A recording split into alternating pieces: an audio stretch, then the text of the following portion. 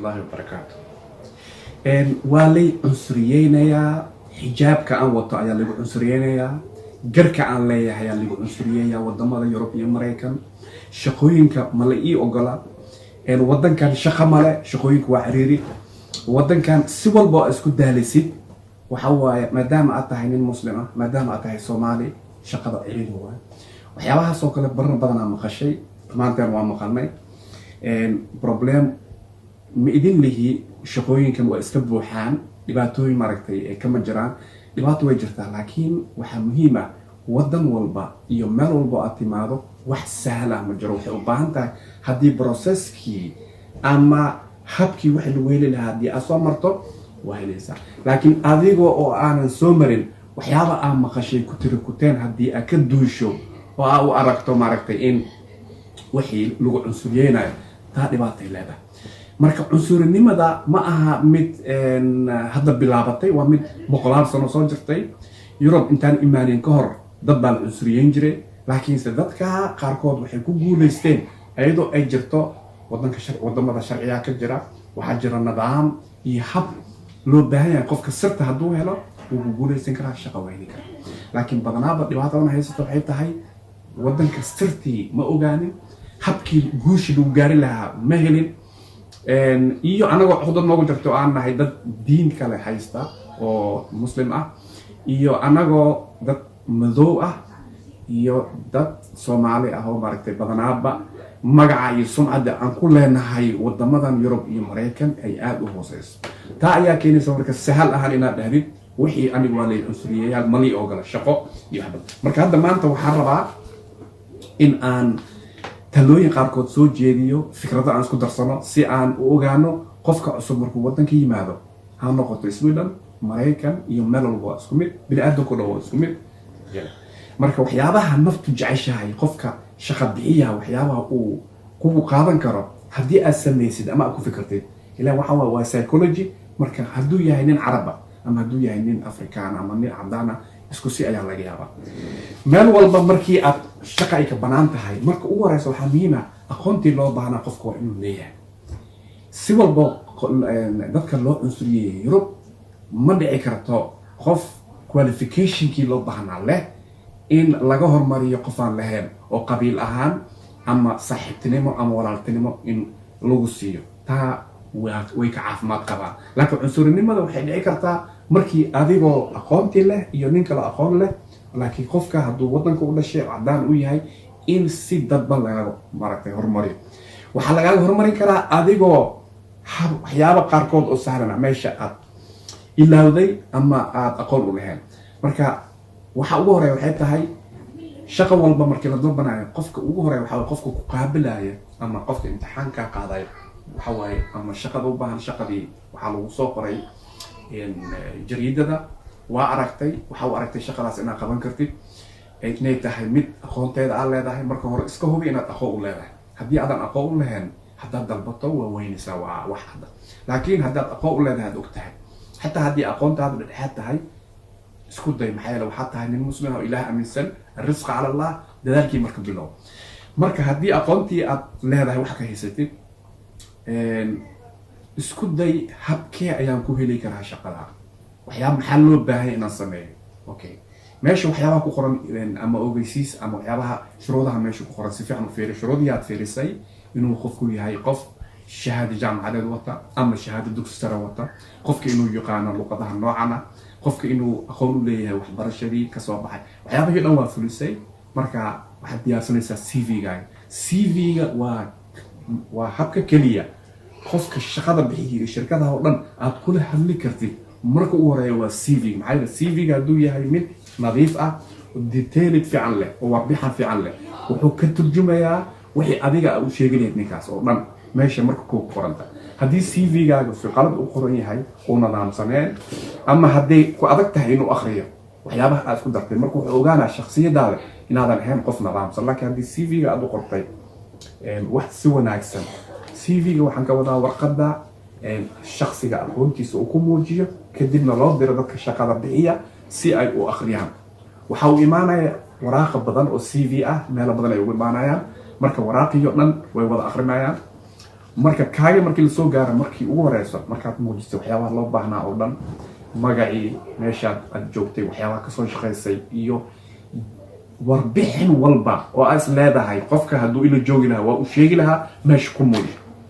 markuu si fiican u akriyo CV-yadii lawada akriyo dhan hadduu kasoo dhex baxo, qaarkiin inta markay CV-gooda aad loo cajibiyey ayaa laga yaaba marka telefoon in loo soo diro. haddii telefoon lagu soo diro waa guushii ugu horeysay, maxaa yeele waxaa lagaa doortay dad badan, fursa haysataa. waa markii aad ismuujin lahayd, marka aad Yurub dhihi lahayd, ka bixi lahayd, waa lay cunsuriyeeyaa iyo dhibaataa taala, oo aad geli lahayd suuqa shaqada. haddii mar suuqa shaqada aad gasho, aad lacag hesho, waxaad tahay qof karti leh, qof maaragtay hadli kara, qof qiimo leh, oo aan ninka wadanka u dhashay waxba ka tuugeynin. marka waa wax ugu fiican. diinteedana way nagu dhiirigelisay qofka inuu shaqaysto intuu shaqaysan karo isagoo risqiga ilaahay ku tashanaya. marka markii aad haddii lagu soo waco oo lagu dhaho maalintaa kaale, badanaaba waxaa dhacda dadka in ay waqtiga ilaalinin, ama ha noqoto problem ah in aan anaga dhaqan ahaan aan sahansanay waqtiga inuusan qiimo lahayn. haddii la ii balameeyay subaxdii 4 saac, qofka markii Africa la joogo waxaa laga yaabaa 4 saac iyo bar iyo 5 saac haddaad tagtid waa iska okay. laakiin waxaa wanaagsan, maku dhahaya keliya wadamada Yurub ay ku wanaagsan tahay, diinteenana waxay ku wanaagsan tahay markii 10 o'clock markii ballagu sii wanaag 10 o'clock timaada. waa cadaalad, waa xaq, waa waxna fiican oo islaamku sheegayo. laakiin haddii lagu balameeyay 10 subaxnimo, ninkiina uu ku sugaayo, dad kalena soo socdaan, barnaamijuu sameeyey qofka, marka haddii aad 1 saac kasoo daba martay, macnaheeda waxaa waaye barnaamijkiisa ciyaartay. marka matihid qof mas-uul qaadi kara. imtixaankii ugu horeeyaad ku dhacday, xataa haddii aad imtixaankii laga qaado, waxaa meesha u haysataa sumcadaadii waxay noqotay qof waqtiga aan ka adkeen. duruuf walba kugu dhacdo maalintaa waxaa muhiim ah inaad kasoo hormarto, xataa 2 saac ka hor kasoo hormar, maxaa yeele waa maalintii lagu imtixaamay, lagu ogaanay. waxaa dhici karta inay kugu dhacaan, subxaan allah, waxaa dhici karta in adigoo soo socda tareenkaa saarneed ama baaburkii meesha uu yahay la buuxo, zaxma ay tahay, aadan waqtigii. laakiin waxaa muhiim ah inaad telefoon u dirto, aad u sheegto aniga waa soo baxay laakiin dhibaataan ay igu dhacday. meel walba qof walba oo shaqo bixiyo wuu og yahay in dhibaato noocaas kale ay dhici karto. marka waxaad noqotay qof waqtigii maaragtay ixtiraamaya, laakiin markii dhibaato ku dhacday waan lagu tixgelinayaa, bini aadan baa tahay. marka haddii waqtigii aad timaadid, waxyaabo badan oo sahalsan ayaa jira oo loo baahan yahay. intaadan soo baxin, labiska qofka waa muhiim. labiska inuu noqdo labis attractive, soo jiidasho leh. dadka way sahalsadaan, waxay u maleeyaan in labiska inuu yahay wax maaragtay sababta loogu xirayo ama sameynaa.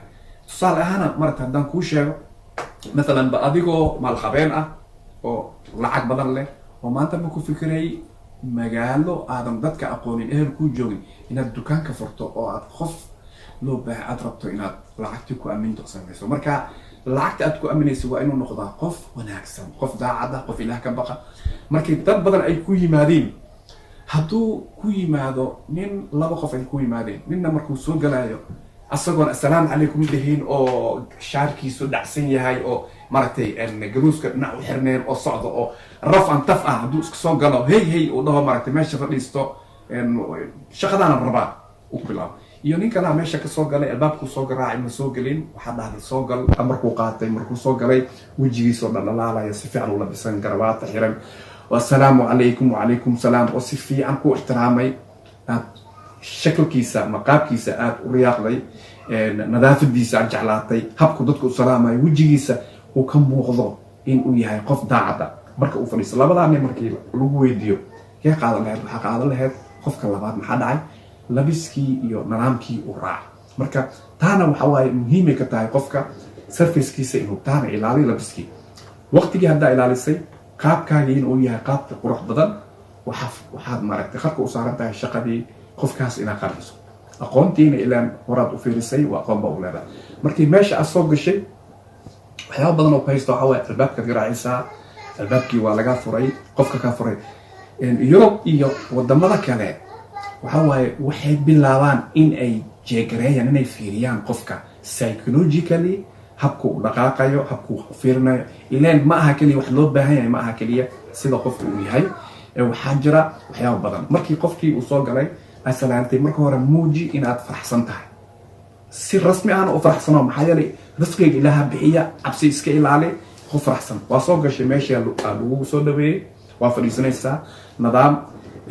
qof aan nidaamsaneen iyo qof nidaamsan noloshiisao dhan farqiga u dhexeeya waxay tahay habka u fadhiisto, habka u hadlo, habka u cuntada cuno. waa sida sunnadeena ay noo sheegtay, sunnada rasuulka ay sheegtay, oo wax nidaamsan. marka habka u hadlaysid iyo habka isku day inaad fiiriso dadka meesha jooga oo ku fiirinayo inay waxyaabahaas matixgelinayaan. marka su-aashii markii lagu weydiiyo, su-aashii maskaxdaada markay kusoo dhacday, ka fikir habka saxa ah iyo habkee dadka ugu fiican aan u jawaabaa oo ay ku qancin karaan mar walba. marka taa markii aad meesha aragtay, isla markii way u rayaaqayaan. waxaa kaloo muhiim ah in ay kaa muuqato kalsooni. qofka markuu isku kalsoon yahay ayuu shaqo fiican qaban karaa.